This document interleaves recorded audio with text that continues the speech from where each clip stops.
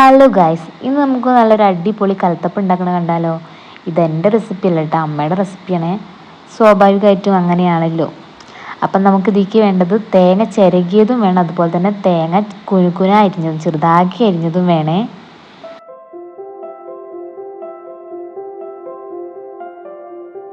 അങ്ങനെ മിക്സിയുടെ ജാറിലേക്ക് നമ്മൾ ഒരു വലിയ ഗ്ലാസ് ഗോതമ്പ് പൊടി ഇട്ട് കൊടുക്കുകയാണ്. അതിലേക്ക് നമ്മൾ ചിരകി വെച്ചിട്ടുള്ള തേങ്ങ ഇട്ട് കൊടുക്കണം.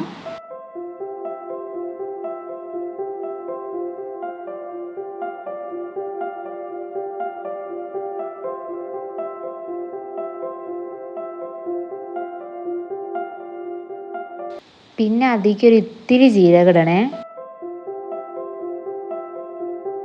പിന്നെ ഒരു നുള്ള് സോഡാക്കാരം, പിന്നെ ഒരു 2-3 ഏലക്ക കൂടി ഇട്ടിട്ട് അത്യാവശ്യത്തിന് ഉപ്പിട്ടിട്ട് കുറച്ച് വെള്ളവും ചേർത്തിട്ട് ഒന്ന് നന്നായിട്ട് നമ്മൾ അത് അരച്ചെടുക്കണം.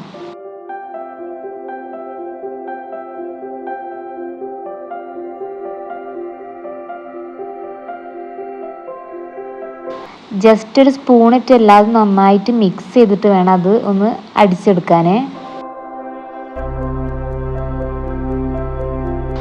അതിനുശേഷം ആവശ്യത്തിനുള്ള ശർക്കര എടുത്തിട്ട് നമ്മളൊന്ന് ഉരുക്കിയെടുക്കണ്ടേ.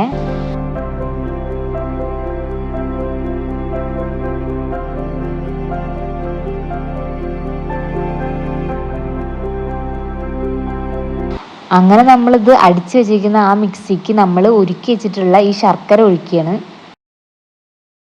ഈ ശർക്കരപ്പാനി ഒഴിക്കുമ്പോൾ അത് അരിച്ചിട്ട് വേണം ഒഴിക്കാൻ കേട്ടോ. അങ്ങനെ ഇത് നന്നായിട്ട് മിക്സ് ചെയ്യണം.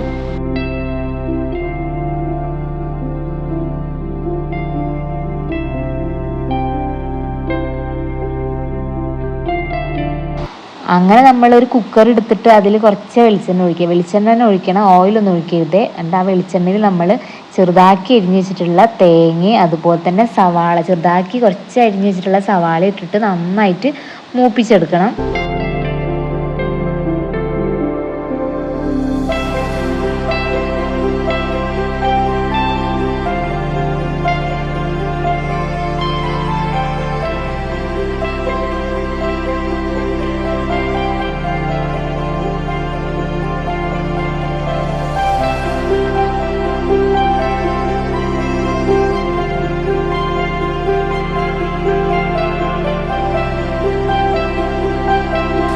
അങ്ങനെ ഈ ഒരു പാകമാകുമ്പോൾ നമ്മൾ അതിൽ നിന്ന് ഒരു 2 അല്ലെങ്കിൽ ഒരു 3 സ്പൂൺ നമ്മളത് മാറ്റി വയ്ക്കുന്നുണ്ട്.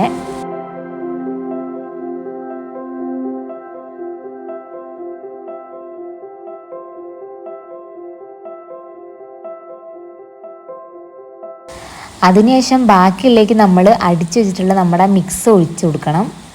പിന്നെ ഇളക്കൊന്നും വേണ്ട.